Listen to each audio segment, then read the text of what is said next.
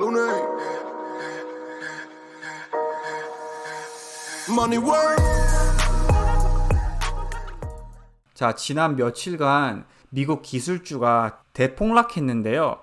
그걸 미리 예측할 수 있는지, 또 어떻게 대응해야 되는지, 그거를 다 여러분께 설명해 드리려고 합니다.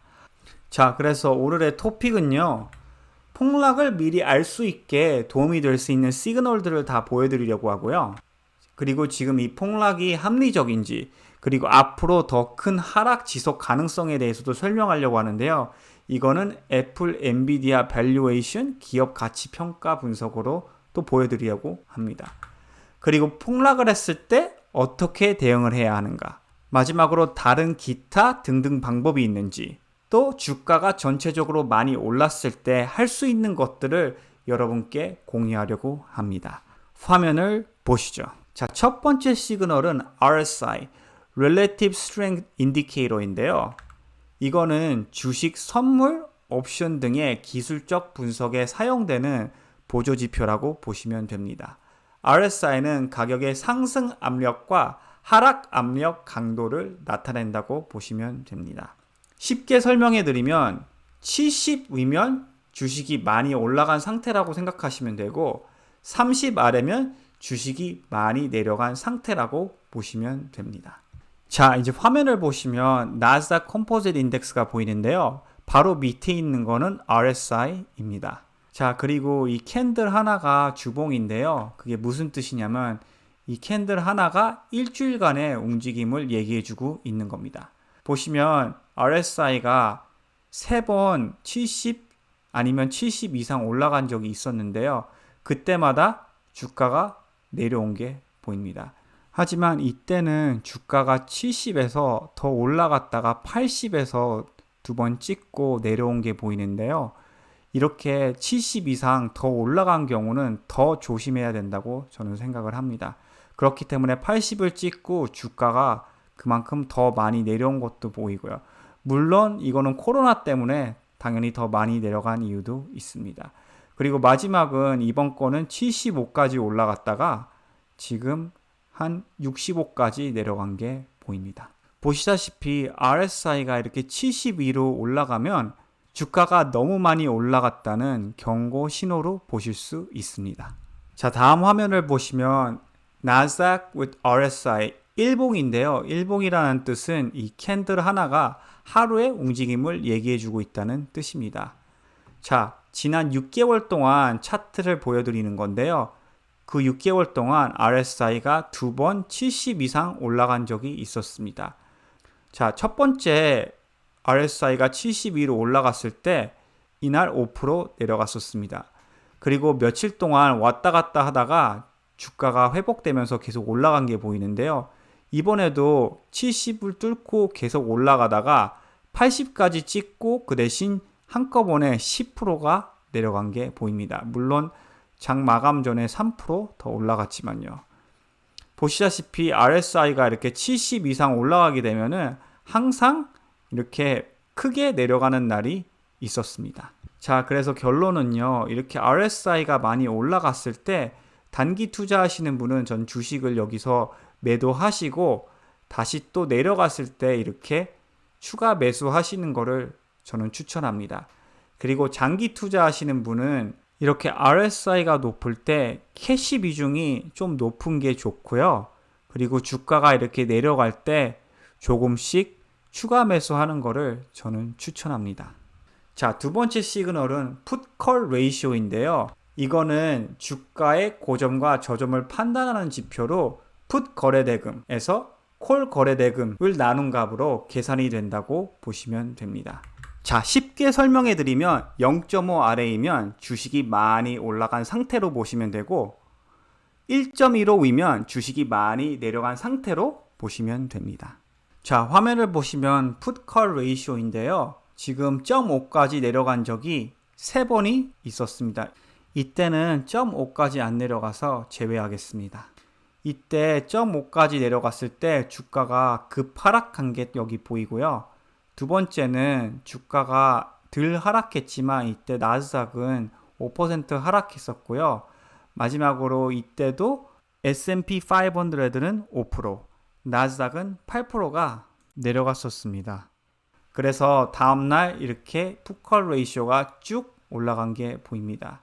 그래서 말씀드리고 싶은 거는 이렇게 풋콜 레이쇼가 0.5가 됐을 때 주가가 많이 올라갔다는 시그널로 볼 수 있습니다. 자, 세 번째 인디케이터는 Bulls vs Bears인데요. 이거는 저희 회사밖에 없는 인디케이터로 알고 있습니다. 보시면 60 이상 올라가면 주가가 너무 올라갔기 때문에 좀 조심하라는 뜻인데요. 보시다시피 재작년 말에 60 이상 올라갔다가 주가가 내려간 게 보이고 또 올해 초 때 60을 찍고 주가가 많이 내려갔던 게 보입니다. 지금도 62인데요. 그만큼 주가가 지금 많이 올라가 있다는 것을 얘기해주는 인디케이터 중 하나입니다. 자, 다음에 보여드리는 차트는 8년간 나스닥 차트인데요. 여기서 말씀해드리고 싶은 거는 이번에 주가가 엄청 빨리 올라갔다는 것입니다. 2013년부터 2015년 중순까지는 이렇게 천천히 올라갔는데요. 지금은 몇 배로 빠르게 올라간 게 보입니다. 한 가지 여기서 주의해야 될 점이 주가가 느리게 올라갔을 때는 주가가 느리게 내려갔고 주가가 빨리 올라갔을 때는 그만큼 주가가 더 빨리 내려간 적이 많았습니다. 그렇기 때문에 지금도 조금 조심해야 될 단계라고 볼 수는 있습니다. 자, 다음에 보여드릴 차트는 애플 차트인데요. 이 주식 가격은 지금 스플릿이 적용된 가격입니다. 보시면 애플이 코로나 전 때 55였는데요. 지금 거의 140까지 올라갔다가 조금 내려와서 120쯤인 게 보입니다. 그리고 주가가 이렇게 꾸준히 천천히 올라가다가 이때 실적이 좋아서 주가가 급등하고 그 후 한 30% 정도가 더 올라갔었습니다. 자, 애플이 올해 70% 올랐고요. 그리고 코로나 바닥으로 비교를 하면은 지금 100%가 이상 오른 상태인데요. 이번 실적과 재무제표를 분석해보고 그만큼 오를 가치가 있었는지 그리고 앞으로 더 올라갈 가치가 있는지 한번 확인해 보려고 합니다. 자, 화면을 보시면 이번에 애플 실적 발표한 게 나오는데요. 이번 떨드 쿼터 때 코로나 바이러스가 있었는데도 세일즈가 11% 올라갔다고 써 있습니다. 그리고 예상을 다 워낙 안 좋게 잡아서 예상보다 훨씬 좋은 결과가 나온 게 보입니다. 그래서 주가도 이렇게 점프한 다음 그 후 30% 정도 더 올라갔고요. 하지만 다음 화면을 보시면 주가 대비 EPS 숫자인데요. 보시다시피 올해 9% 성장률이 있다고 써 있는데 주가는 지금 이미 100%가 올라간 상태입니다. 2017년과 2018년 숫자를 비교해 보면 이때 사실 EPS 성장률이 훨씬 좋았는데 주가는 훨씬 더 조금 올라간 게 보이죠. 자, 다음 화면 보시면 매출 숫자가 나오는데요. 매출도 EPS랑 비슷합니다. 겨우 5%가 올라간다고 써 있는데요. 보시다시피 주가는 100%가 올라간 상태입니다.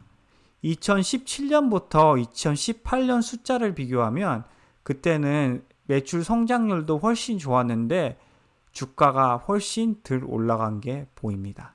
자, 다음에 보실 차트는 P 레이시오 차트인데요. 간단하게 설명해 드리면 높으면 비싸다는 뜻이고 낮으면 주가가 싸다는 뜻입니다. 보시다시피 애플이 PE가 10에서 20 사이로 많이 움직였는데요. 갑자기 2020년도에 25까지 올라갔다가 그리고 코로나 때 20까지 내려갔다가 갑자기 40까지 올라간 게 보입니다. 그만큼 EPS 성장률 퍼센트보다 주가 올라간 퍼센테이지가 몇 배로 많았다는 뜻입니다. 자, 마지막으로 확인해 드리고 싶은 거는 내년 애플 성장률인데요. 내년 애플 성장률은 생각보다 좋습니다. 매출 성장률이 12%이고요. EPS 성장률이 19%인데요. 사실 이 숫자도 2018년 숫자보다 좋지 않습니다. 물론 2020년 숫자도 이 숫자보다 좋지 않고요. 그러니까 2017년, 2018년 때는 PE가 10에서 20 사이로 움직였습니다. 하지만 지금 2021년도에는 PE가 35에서 40 사이로 움직이고 있습니다. 그만큼 같은 밸류에이션으로 비교했을 때 지금 애플은 2배로 비싸다는 뜻입니다. 자, 그래서 단시간으로는 지금 애플이 조금 내려갔지만 1년어치로 계산했을 때 애플이 엄청 많이 올라간 상태이거든요. 그 이유를 세 가지로 보는데 첫 번째 이유는 애플이 실적 발표할 때 분할 뉴스가 있었습니다. 많은 사람들이 소량으로 매수할 수 있는 기대감으로 보여집니다. 두 번째는 실적 예상을 낮게 잡은 후 실적이 워낙 이번 쿼터에 좋게 나왔습니다. 하지만 실적은 10%, 20% 좋게 나왔는데 주가는 이미 80%가 이상 올라간 상태입니다. 세 번째는 금리가 0인데다가 연준이 장에 돈을 많이 넣어서 모든 주식의 밸류에이션이 지금 높아진 상태입니다. 그렇기 때문에 애플 말고도 다른 주식이 많이 높아졌다는 뜻이죠. 그래서 결론은 대표적인 애플을 예로 봤을 때 실적 대비 저는 주가가 좀 과도하게 올라갔다고 보여집니다. 연준의 힘과 분할의 영향이 크다고 해도 지금 주식시장이 많이 올라간 상태입니다. 다음은 엔비디아를 예로 간단하게 분석해 보겠습니다. 자, 엔비디아는 애플이랑 조금 다른 게 EPS랑 매출 성장률이 둘 다 상당히 좋습니다. EPS는 지금 56% 올해 올라간다고 써 있고요. 매출도 올해 44.5% 올라간다고 써 있습니다. 하지만 EPS가 56%가 올라갔지만 지금 주가는 코로나 때 200에서 지금 500까지 올라간 게 보입니다. 밑에 보시면 밸류에이션 분석이 조금 나오는데요. PE가 5년 레인지가 15에서 77인데 지금 68인 게 보이고 프라이스 투 세일즈랑 프라이스 투 북을 봤을 때도 지금 높은 레인지 쪽에 있는 게 보입니다. 물론 지금 그만큼 성장률이 좋으니까 이 밸류에이션이 높지 않다고 볼 수도 있는데요. 하지만 이 정도의 성장률은 2018년 또 2019년 때도 비슷하게 있었습니다. 그래서 2018년과 올해 PE를 한번 비교해 봤는데요. 2018년도에는 33에서 58 사이에 움직였고요. 올해는 31에서 77 사이로 움직였습니다. 31대는 물론 코로나 바닥이었고요. 그렇기 때문에 지금도 68이고 2018년도 PE 레인지 끝자락보다도 더 높은 상태이기 때문에 약간 비싼 편에 속해 있다고 결론 지을 수 있을 것 같습니다. 자, 그래서 주가는 결국 내려갈 때 사고 올라갔을 때 매도하는 게 수익이 제일 높은데요.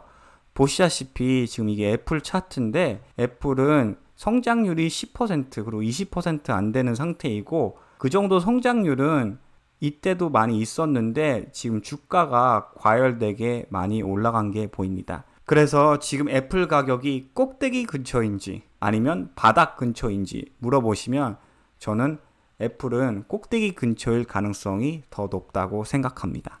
자, 마지막으로 보여드리고 싶은 거는 지난 7년간 S&P 500 차트인데요.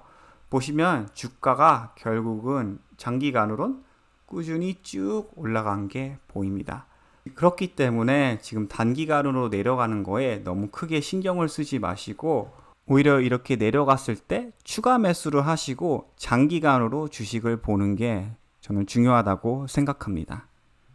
자, 그래서 대처 방법과 결론은요. 이렇게 장이 많이 올라간 상태에서는 주가가 내려가더라도 추가 매수할 캐시가 꼭 있어야 합니다. 지금 현금이 없으시면 고평가된 주식을 조금 매도하시고 캐시 비율을 만드시는 것을 전 추천합니다. 만약 보유한 주식을 매도하기 싫으면 지금 주식이 내려가더라도 확인하시지 마시고 1, 2년 뒤에 확인하시는 걸 추천합니다. 결국 좋은 주식은 장기간에 걸쳐 올라가게 되어 있습니다. 그렇기 때문에 지금 조금 내려가더라도 참고 기다리시는 게 필요합니다. 주가가 너무 올라갔다고 생각하시면 약간의 해지를 추천합니다. 아까 보여드렸듯이 RSI가 70 그리고 80 이상일 때 SQQQ 아니면 UVXY 등등을 조금씩 매수하셔서 그 후 주가가 내려가게 되면 이 해지 주식은 올라가게 됩니다. 그때 수익을 조금 챙기시고 다시 이 돈으로 재투자하시는 것을 추천합니다. 하지만 위험성이 있기 때문에 소량으로 안전하게 매수하시길 바랍니다. 그리고 이렇게 주가가 많이 올라갔을 때는 또 롱풋, 한 달, 세 달 뒤 풋을 사시는 것도 전략 방법 중 하나입니다. 아까 처음에 보여드렸듯이 인덱스가 RSI 70 이상일 때나 풋칼 레이시오가 0.5 이하일 때는 추가 매수 안 하시는 것을 전 추천합니다. 주식은 결국 바닥에 사서 꼭대기에 파셔야지 제일 좋은 수익을 낼 수 있는데요. RSI가 70 이상일 때는 거의 꼭대기에서 주식을 사시는 것이기 때문에 저는 추천하지 않습니다. 마지막으로 지금 고평가된 주식은 아직 더 내려갈 수 있기 때문에 추가 매수는 추천하지 않습니다. 예를 들면 애플인데요. 한 10%에서 30% 더 내려갔을 때 타이밍을 보시고 조금씩 매수하시길 바랍니다. 오늘의 분석은 여기까지 하겠습니다. 시청해 주셔서 감사합니다.